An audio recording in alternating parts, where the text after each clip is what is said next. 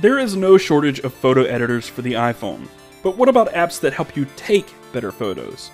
There are plenty of those too, and here are 4 of the best. Camera Plus is one of the original third-party camera apps for iPhone, and it's only gotten better with time. You can choose between shutter priority, auto, or full manual control, which lets you manually adjust focus, shutter speed, ISO, and even white balance.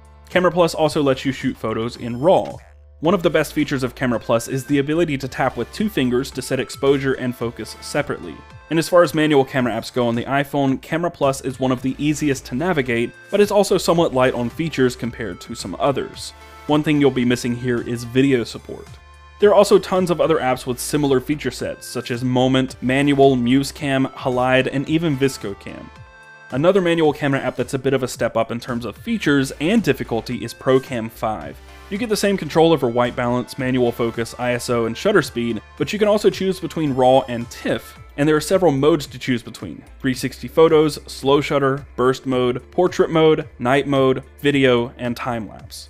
ProCam also lets you customize the interface by changing the color, choosing between different grid styles, and enabling an exposure histogram and focus peaking. At first glance, ProCam can feel like information overload, but for photographers who are used to shooting in manual and having total control, all of these settings are very welcomed.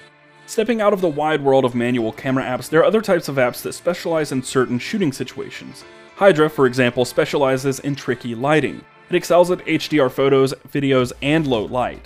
You won't find fine-tuning settings within the Hydra viewfinder. Really, all you can change is the resolution or select one of the 5 shooting modes: HDR, Video HDR, Low Light, Zoom, and High Res.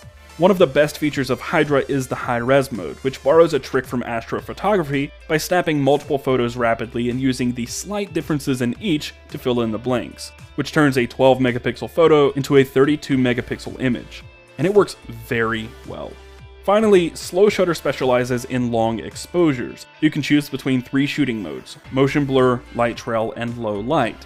You can adjust the light sensitivity, blur strength, or noise reduction, as well as shutter speed and ISO.